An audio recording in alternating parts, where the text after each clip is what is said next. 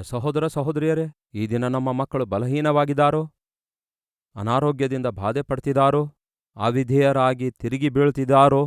ಹಾಗಾದರೆ ಮೊದಲನೇದಾಗಿ ನಾವು ಪಶ್ಚಾತ್ತಾಪ ಪಡಬೇಕು. ತಂದೆಯಾಗಿ ತಾಯಿಯಾಗಿ ನಮ್ಮ ಲೋಪ ಏನೆಂದು ಗ್ರಹಿಸಿಕೊಳ್ಳೋಣ. ನಮ್ಮನ್ನು ನಾವು ಸರಿಪಡಿಸಿಕೊಳ್ಳೋಣ. ಅದೇ ನಮ್ಮ ಮಕ್ಕಳಿಗೆ ಬಂಗಾರದಂತಹ ಭವಿಷ್ಯ ಕೊಡುತ್ತೆ. ಮಕ್ಕಳು ಬಲಹೀನವಾಗಿರ್ತಾ ಇದ್ದಾರೋ, ಆತ್ಮಿಕವಾಗಿರ್ಬೋದು, ಆರೋಗ್ಯದ ವಿಷಯದಲ್ಲಾಗಿರ್ಬೋದು, ಓದುವ ವಿಷಯದಲ್ಲಾಗಿರ್ಬೋದು, ಅವರನ್ನು ಬೈಯುವುದರಿಂದ ಲಾಭವಿಲ್ಲ, ಹೊಡೆಯುವುದರಿಂದ ಲಾಭವಿಲ್ಲ, ಶಾಪನಾರ್ಥ ಹಾಕುವುದರಿಂದ ಲಾಭವಿಲ್ಲ. ಅವರ ವಿಷಯದಲ್ಲಿ ಲಾಭ ಕಾಣಬೇಕಾದರೆ ನೀವು ಮೊಳಕಾಲೂರಿ ಪ್ರಾರ್ಥಿಸಬೇಕು. ನೀವು ಪ್ರಾರ್ಥಿಸುವುದರ ಮೂಲಕವೇ ನೀವು ನಿಮ್ಮ ಮಕ್ಕಳನ್ನು ಸಂರಕ್ಷಿಸಿಕೊಳ್ಳುವವರಾಗಿರ್ತೀರಿ. ನೀವು ಪ್ರಾರ್ಥನೆ ಮಾಡುವುದರ ಮೂಲಕವೇ ನಿಮ್ಮ ಮಕ್ಕಳನ್ನು ಕಾಡಿಸಿ ಪೀಡಿಸುವಂತಹ ದುಷ್ಟ ಆತ್ಮಗಳಿಂದ ನೀವು ಬಿಡುಗಡೆ ಮಾಡಿಕೊಳ್ತೀರಿ. ಒಂದು ವಚನ ಓದೋಣ ಬನ್ನಿ. ಮಾರ್ಕನ ಸುವಾರ್ತೆ 9ನೇ ಅಧ್ಯಾಯ 21ನೇ ವಚನ. ಆಗ ಯೇಸು ಇದು ಇವನಿಗೆ ಬಂದು ಎಷ್ಟು ದಿನವಾಯಿತು ಎಂದು ಕೇಳಿದಾಗ, ಅವನ ತಂದೆಯು ಚಿಕ್ಕಂದಿನಿಂದಲೇ ಬಂದಿದೆ ಅಂದನು, ಮತ್ತು ಇವನನ್ನು ಕೊಲ್ಲಬೇಕೆಂದು ಆಗಾಗ್ಗೆ ಬೆಂಕಿಯಲ್ಲಿಯೂ ನೀರಿನಲ್ಲಿಯೂ ಕೆಡವಿತು. ನಿನ್ನ ಕೈಲೇನಾದರೂ ಆಗುವ ಹಾಗಿದ್ದರೆ ನಮ್ಮ ಮೇಲೆ ಕರುಣವಿಟ್ಟು ನಮಗೆ ಸಹಾಯ ಮಾಡಬೇಕು ಎಂದು ಬೇಡಿಕೊಂಡನು. ಅವನ ಮಗನಿಗೆ ದೆವ್ವ ಹಿಡಿದಿತು, ದುರಾತ್ಮ ಹಿಡಿದಿತು. ನೀರಿನೊಳಗೆ ಕೆಡವುತ್ತಾಯ್ತು, ಬೆಂಕಿಯೊಳಗೆ ಹಾಕುತ್ತಾಯ್ತು. ಆ ಮಗನಿಗೆ ಹಾನಿ ಮಾಡ್ತಾಯಿತ್ತು. ಸೈತಾನನ ಕೆಲಸವೇ ಅದು. ನಮ್ಮ ಮಕ್ಕಳಿಗೆ ಹಾನಿ ಮಾಡುವಂಥದ್ದು, ನಮ್ಮ ಮಕ್ಕಳಿಗೆ ಕೇಡುಂಟು ಮಾಡುವಂಥದ್ದು, ನಮ್ಮ ಮಕ್ಕಳಿಗೆ ಅಪಾಯದಲ್ಲಿ ಬೀಳಿಸುವುದು, ಪ್ರಮಾದದೊಳಗೆ ಬೀಳಿಸೋದು. ತಂದೆ ತಾಯಿಗಳೇ, ಆ ಮಗನಿಗೆ ಆ ದುಷ್ಟಾತ್ಮ ಅಷ್ಟೊಂದು ಕಾಡಿಸಿ ಪೀಡಿಸಿ ಅಲ್ಲಕಲ್ಲೋಲ ಮಾಡ್ತಿರುವಾಗ, ಅಪಾಯ ಮಾಡ್ತಿರುವಾಗ, ಹಾನಿ ಉಂಟು ಮಾಡ್ತಿರುವಾಗ ಅವನ ತಂದೆ ಮಾಡಿದ್ದೇನು ಗೊತ್ತಾ? ಯೇಸುವಿನ ಬಳಿಗೆ ಬಂದು ಪ್ರಾರ್ಥಿಸ್ತಿದ್ದಾನೆ. ಯೆಸಯ್ಯಾ, ನನ್ನ ಮಗನಿಗೆ ಸೈತಾನನು ಇಲ್ಲವೇ ದುರಾತ್ಮ ಬಂಧಿಸಿದೆ, ಆರೋಗ್ಯವಿಲ್ಲದಂತೆ ಮಾಡಿಬಿಟ್ಟಿದ್ದಾನಯ್ಯ, ಅಪಾಯವನ್ನು ಆಪತ್ತನ್ನು ತಂದಿದ್ದಾನಯ್ಯ. ನನಗಿರೋದು ಒಬ್ಬನೇ ಒಬ್ಬ ಮಗನು, ಆದರೆ ಮನೆಯಲ್ಲಿ ಶಾಂತಿಯಿಲ್ಲ, ಸಮಾಧಾನವಿಲ್ಲ, ಸಂತೋಷವಿಲ್ಲ. ನನ್ನ ಮಗನ ನಿಮಿತ್ತ ಇಲ್ಲವೇ ನನ್ನ ಮಗಳ ನಿಮಿತ್ತ ನಾನು ನರಕ ಅನುಭವಿಸ್ತಾ ಇದ್ದೇನೆ ದೇವರೇ.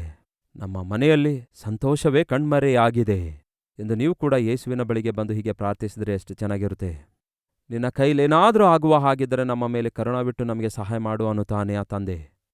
ಆ ಪ್ರಾರ್ಥನೆ ಕೇಳಿರುವಂತಹ ಯೇಸು ಏನು ಹೇಳ್ತಾರೆ ಗೊತ್ತಾ? ನಂಬುತ್ತೀಯಾ ನಿನ್ನ ಮಗನಿಗೆ ನಾನು ಬಿಡುಗಡೆ ಮಾಡಬಲ್ಲೆನೆಂದು? ಆಗ ಆ ತಂದೆ ಹೇಳ್ತಾನೆ, ನಂಬುತ್ತೇನೆ ದೇವರೇ ಎಂಬ ಆ ಮಾತು ಓದೋಣ ಬನ್ನಿ. 24ನೇ ವಚನ. ಕೂಡಲೇ ಆ ಹುಡುಗನ ತಂದೆಯು, ನಂಬುತ್ತೇನೆ, ನನಗೆ ನಂಬಿಕೆ ಕಡಿಮೆಯಾಗಿದ್ದರೂ ಸಹಾಯ ಮಾಡು ಎಂದು ಕೂಗಿ ಹೇಳಿದನು.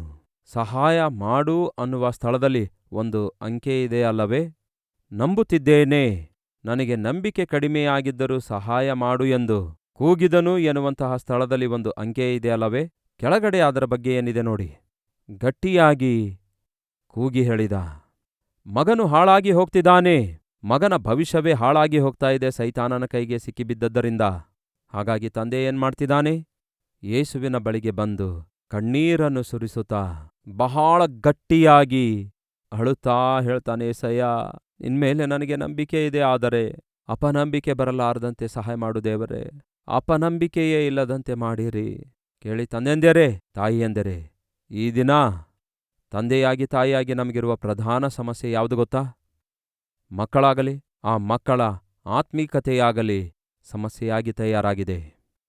ಈ ದಿನ ನಮ್ಮೆಲ್ಲರ ಎದುರುಗಡೆ ಇರುವ ದೊಡ್ಡ ಸವಾಲೇನಾಗಿದೆ ಗೊತ್ತಾ? ನಮ್ಮ ಮಕ್ಕಳನ್ನು, ಹೇಳ್ತೇನೆ ಕೇಳಿ, ಕಾಪಾಡಿಕೊಳ್ಳುವಂಥದ್ದು, ನಮ್ಮ ಮಕ್ಕಳನ್ನು ರಕ್ಷಣೆಯೊಳಗೆ ನಡೆಸಿಕೊಳ್ಳುವಂಥದ್ದು.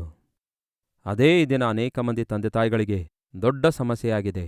ನನ್ನ ಮಗ ಒಬ್ಬ ಕುಡುಕನಾಗಿದ್ದಾನಯ್ಯ, ಬಹಳವಾಗಿ ಕುಡಿದು ತಿರುಗಾಡಿ ಮನೆಗೆ ಬಂದು ಜಗಳ ಮಾಡ್ತಿದ್ದಾನೆ ಅನ್ನುವಂಥವ್ರು ಎಷ್ಟು ಜನ ಇಲ್ಲ. ನಮ್ಮ ಮಗಳು ನಮ್ಮ ಮಾತೇ ಕೇಳ್ತಾ ಇಲ್ಲಯ್ಯ, ಸರಿಯಾಗಿ ಓದೋದೇ ಇಲ್ಲ, ಯಾವಾಗ ನೋಡಿದ್ರೂ ಫೋನಲ್ಲೇ ಇರ್ತಾಳೆ, ತನ್ನ ಕೋಣೆ ಬಾಗಿಲು ಮುಚ್ಕೊಳ್ತಾಳೆ, ತಡಾ ಮಾಡಿ ಮನೆಗೆ ಬರ್ತಾಳೆ, ಒಂದು ವೇಳೆ ಕೇಳಿದ್ರೆ ತಿರುಗಿ ಬೀಳ್ತಿದ್ದಾಳೆ ಎಂದು ಹೇಳಿ ಕೊರಗುವ ತಂದೆ ತಾಯಿಗಳು ಎಷ್ಟು ಜನ ಇಲ್ಲ. ಈ ದಿನ ತಂದೆ ತಾಯಿಗಳಾಗಿರುವ ನಿಮಗಿರುವ ಪ್ರಧಾನ ಸಮಸ್ಯೆ ಏನೆಂದರೆ ನಿಮ್ಮ ಮಕ್ಕಳೇ ಆಗಿದ್ದಾರೆ. ಹಾಗಾದರೆ ತಂದೆ ತಾಯಿಗಳಾಗಿರುವ ನಮ್ಮ ಜವಾಬ್ದಾರಿಕೆ ಏನಾಗಿದೆ? ಪ್ರಾರ್ಥನೆಯಾಗಿದೆ. ಗಮನ ಕೊಟ್ಟು ಕೇಳಿ ಪ್ರಿಯರೇ, ದಾವೀದನು ಅದ್ಭುತನಾದ ಕೀರ್ತನೆಗಾರನಾಗಿದ್ದ, ಅದ್ಭುತನಾದ ಸಂಗೀತ ವಿದ್ವಾಂಸನಾಗಿದ್ದ, ಅದ್ಭುತನಾದ ಪ್ರಾರ್ಥನಾ ವೀರನಾಗಿದ್ದ, ಅದ್ಭುತನಾದ ಆತ್ಮೀಕನಾಗಿದ್ದ. ಅದ್ಭುತನಾದ ಯುದ್ಧ ವೀರನು, ಯುದ್ಧ ಶೂರನಾಗಿದ್ದ, ಅದ್ಭುತನಾದ ಮಹಾರಾಜನಾಗಿದ್ದ, ಅದ್ಭುತವಾದ ದೀನತೆಯುಳ್ಳವನಾಗಿದ್ದ, ಅದ್ಭುತವಾದ ಕೃತಜ್ಞತೆಯುಳ್ಳವನಾಗಿದ್ದ, ಅದ್ಭುತನಾದ ಒಬ್ಬ ಸ್ನೇಹಿತನಾಗಿದ್ದ. ಆದರೆ ಅದ್ಭುತವಾದಂತಹ ತಂದೆ ಮಾತ್ರ ದಾವೀದನು ಆಗ್ಲಿಕ್ಕಾಗಲಿಲ್ಲ. ಇಲ್ಲಿ ನಿಮಗೇನು ಅರ್ಥ ಆಗುತ್ತೆ?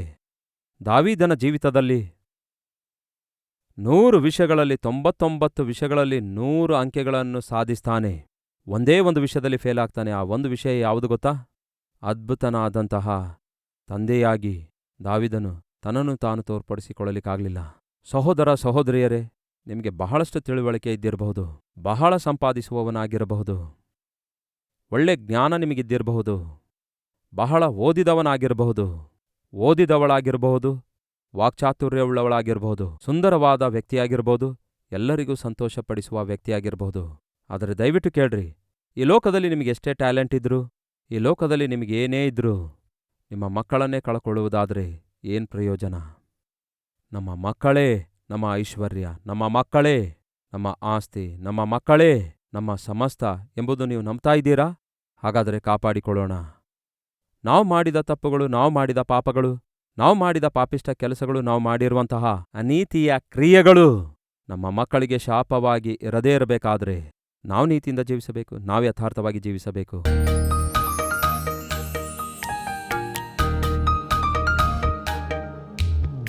ಮಹಾಪರಿಶುದ್ಧನಾದ ಪ್ರೀತಿಯುಳ್ಳ ತಂದೆಯೇ, ಒಂದು ಶ್ರೇಷ್ಠವಾದ ಸಂದೇಶವನ್ನು ನಾವು ಕೇಳಿದ್ದೇವೆ.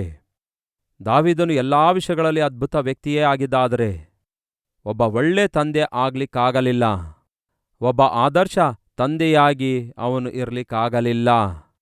ದೇವರೇ, ನಮ್ಮ ಜೀವಿತದಲ್ಲಿ ಎಲ್ಲಾ ವಿಷಯಗಳಲ್ಲಿ ನಾವು ಉತ್ತಮರಾಗಿದ್ದು ಒಬ್ಬ ತಂದೆಯಾಗಿ, ಒಬ್ಬ ತಾಯಿಯಾಗಿ ಆದರ್ಶಕರವಾಗಿ ನಾವು ಜೀವಿಸದಿದ್ದರೆ ಅದು ನಮ್ಮ ಮಕ್ಕಳಿಗೆ ಶಾಪವಾಗಿ ಮಾರ್ಪಡುತ್ತೆ. ದೇವರೇ, ನಾವು ಸಂಪಾದಿಸುವ ಸಂಪಾದನೆಗಿಂತಲೂ, ಆಸ್ತಿ ಪಾಸ್ತಿಗಳಿಗಿಂತಲೂ ಬಹು ಬೆಲೆಯುಳ್ಳಂಥದ್ದು ನಮ್ಮ ಮಕ್ಕಳು, ಅವರ ಭವಿಷ್ಯ ಆಗಿದೆ. ಹಾಗಾಗಿ ನಮ್ಮ ಮಕ್ಕಳ ಆತ್ಮಿಕತೆಯನ್ನು, ನಮ್ಮ ಮಕ್ಕಳ ರಕ್ಷಣೆಯನ್ನು ನಾವು ಪಣವಾಗಿಟ್ಟು ನಾವು ಯಾವುದನ್ನೇ ಸಾಧಿಸುವ ಪ್ರಯತ್ನ ಮಾಡಿದರೂ, ಸಂಪಾದಿಸುವ ಪ್ರಯತ್ನ ಮಾಡಿದರೂ ಪ್ರತಿಫಲ ಶೂನ್ಯವಾಗಿರೋದ್ರಿಂದ ಏಸಯ್ಯಾ, ನಮ್ಮ ಕುಟುಂಬವನ್ನು ರಕ್ಷಿಸಿಕೊಳ್ಳುವಂತಹ ಕೃಪೆಯನ್ನು ನಮಗೆ ದಯಪಾಲಿಸಿರಿ. ಗಂಡ ಹೆಂಡತಿ ಮಕ್ಕಳು ರಕ್ಷಿಸಲ್ಪಡಬೇಕು, ತಂದೆ ತಾಯಿ ರಕ್ಷಿಸಲ್ಪಡಬೇಕು, ಒಡ ಹುಟ್ಟಿದವರು ರಕ್ಷಿಸಲ್ಪಡಬೇಕು. ಅದಕ್ಕಾಗಿಯೇ ಕೇಳ್ತಿದ್ದೇನೆ ದೇವರೇ, ನಮ್ಮ ಕುಟುಂಬವನ್ನು ದರ್ಶಿಸಿರಿ, ನಮ್ಮ ಕುಟುಂಬದಲ್ಲಿರುವ ಪ್ರತಿಯೊಬ್ಬರನ್ನು ದರ್ಶಿಸಿರಿ ದೇವರೇ. ಯಾರೆಲ್ಲ ನಿಮ್ಮಿಂದ ದೂರ ಜೀವಿಸ್ತಾ ಇದ್ದಾರೋ ದೇವರೇ, ಅವರನ್ನು ನಿಮ್ಮ ಕಡೆಗೆ ಆಕರ್ಷಿಸಿಕೊಳ್ಳಿರಿ ಎಂದು ಯೇಸುವಿನ ನಾಮದಲ್ಲಿ ಬೇಡಿ ಹೊಂದಿದ್ದೇವೆ ತಂದೆಯೇ, ಆಮೆನ್.